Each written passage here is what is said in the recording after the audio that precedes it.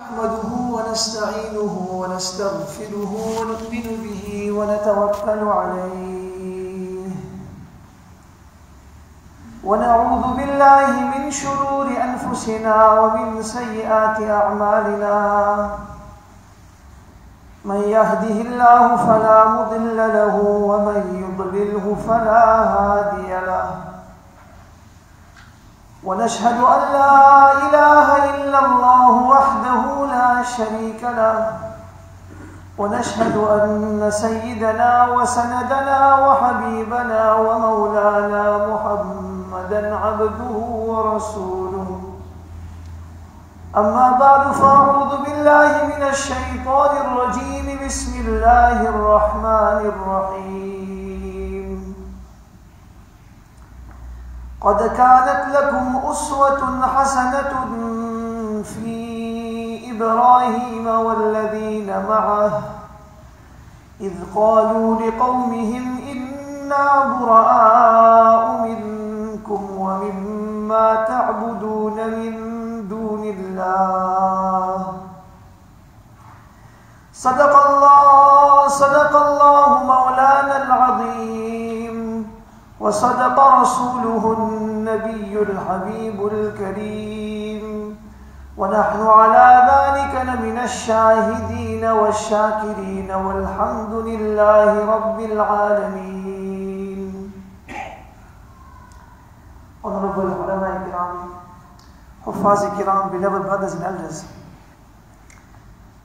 Rasulullah sallallahu alayhi wa sallam spoke. He mentioned words. They were blessed words that emitted from his Mubarak mouth. Our belief is there can be no human more truthful in speech than the Anbiya alayhimus salam. When they said something, it was absolutely the truth.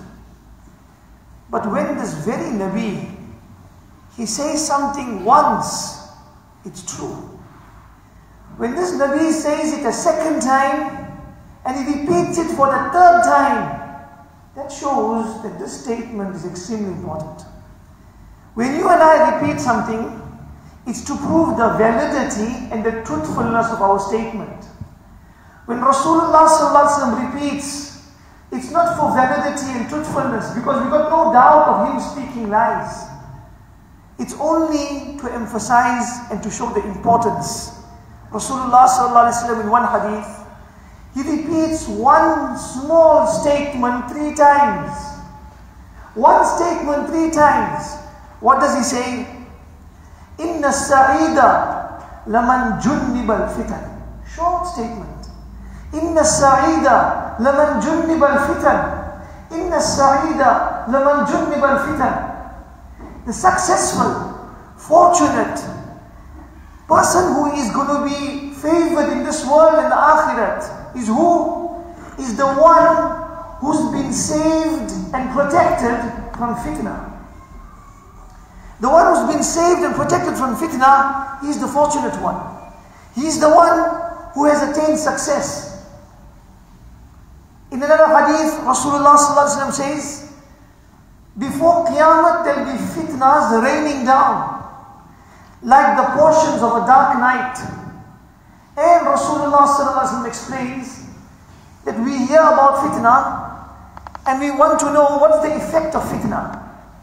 What's the effect of fitna? So Rasulullah sallallahu alaihi wasallam puts it very clearly before us. There can be various effects, but an effect that affects the mu'min the most is Nabi sallallahu alaihi wasallam says, this fitna will come and يُصْبِحُ الرَّجُلُ فِيهَا مُؤْمِنًا وَيُمْسِي كَافِرًا. In the morning, he was quite safe and confident. He woke up with Iman in his heart. But he confronted the fitna, and by the evening, the Iman has left his body. وَيُمْسِي كَافِرًا وَيُصْبِحُ مُؤْمِنًا. At times, a person spends the evening. He starts the evening with Iman in his heart. But he comes into contact with fitna. And by the morning, that Iman is gone. Allah protect us. At this point, everyone is asking the question, Maulana, what do you mean by fitna? We've understood the effect in the hadith. We've understood what Rasulullah told us, that a successful person is the one who will be saved. And these are the effects of the fitna. How would we define fitna? When we look at the literal translation of fitna, it refers to a trial or a tribulation. In simple words, a test. But what's actually meant by fitna, it refers to every statement, every action, every person, every deed, every combination or every congregation in which a person's iman is going to be tested. It's an action that's in direct conflict with the deen a person belongs to. Deen is telling him to do something, but this person, this action, this statement is coming in conflict to his deeni interest. It's coming in such a way that his deen is going to be tested. On which side of the fence is he going to go? Is he going to land up on the side of fitna and on the side of wrong? Or is he going to stand up for his deen and say, no, this is not what my deen teaches me. I'm going to follow what deen tells me and leave out what attraction is coming from the other side. So this is what is fitna.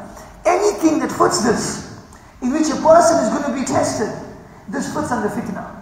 It's confusing, it's a time of trial and tribulation. He doesn't know which side he's going to go. It's a test. But when he chooses the side of deen, then he's past that fitna. He's past that test. But when he goes on the other side, he's falling into problem. This is what Nabi alayhi salatu wasalam is saying. Fortunate is that person who's saved. And he chooses the path of deen instead of any other path. Now, respected brothers and friends, Rasulullah sallallahu alaihi wasallam explains that when fitna comes, whether it be in the form of a person, in the form of a deed, in the form of some statement, then the further you are away from fitna, the safer you are. And Nabi alayhi salatu wasalam says, Al-qa'idu fiha khayrun min al-qa'id. The one who's sitting is better than the one standing.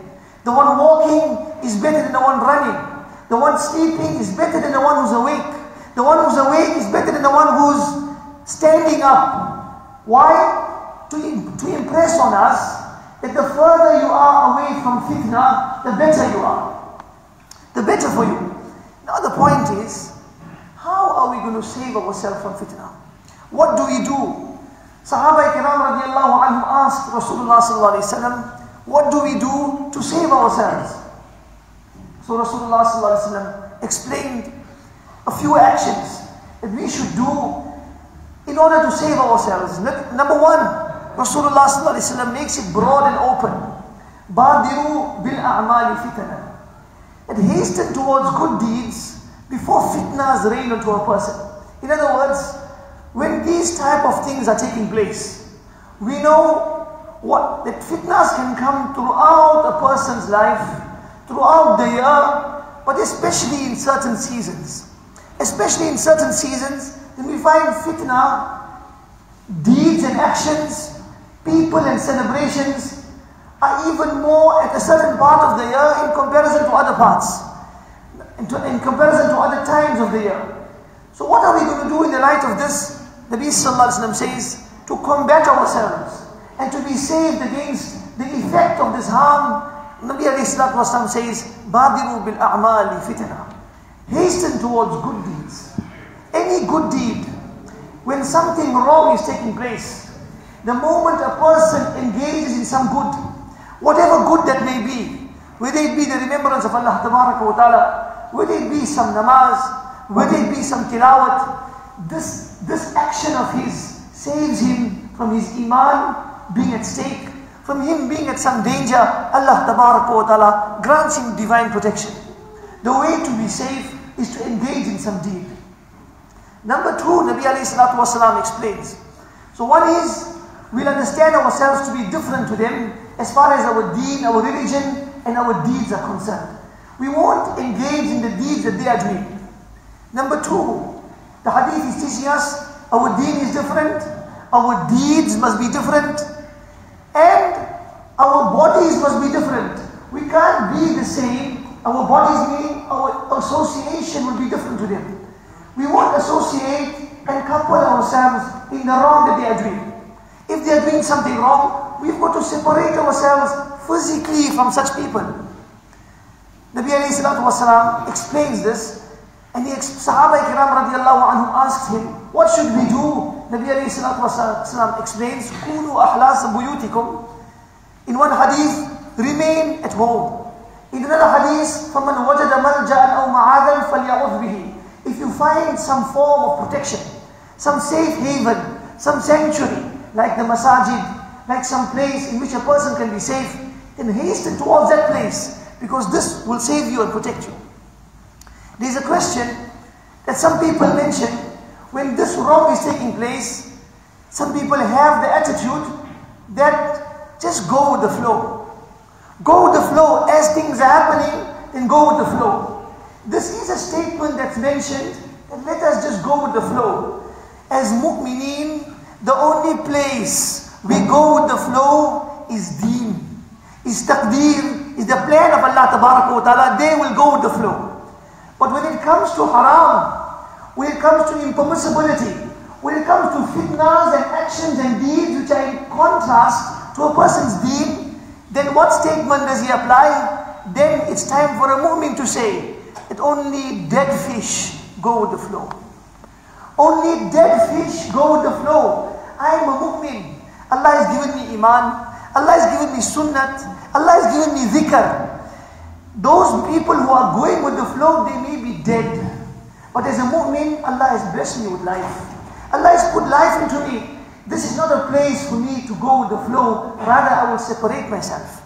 Allah Tabaraka wa Ta'ala loves the separation. Today is Friday. A sunnat of Friday is to recite Surah Al-Kahf. In Surah Al-Kahf, the people of the cave, this was their response. When the fitna was raining and they could not combat it, they could not push it away because they were in minority. They were a small group of about 7 youngsters. But what did they do? Allah speaks of how they separated themselves. They physically pushed themselves away from the haram that was going on. And Allah Tabaraka wa Ta'ala gave them a place, an entire surah in the Quran. They will be remembered till the day of Qiyamah. All they did was they separated themselves. Before this, Ibrahim alayhi salam did the very same thing. When haram was taking place, his entire nation was engaged in sin and haram. He could have thought to himself, I'm one man. What difference am I going to make? But he thought to himself, if I cannot stop them, if I cannot stop the wrong, like is happening around us today, it's sometimes impossible to stop all the wrong that the kuffar etc. are doing. When we can't stop the wrong, then at least we can stop ourselves.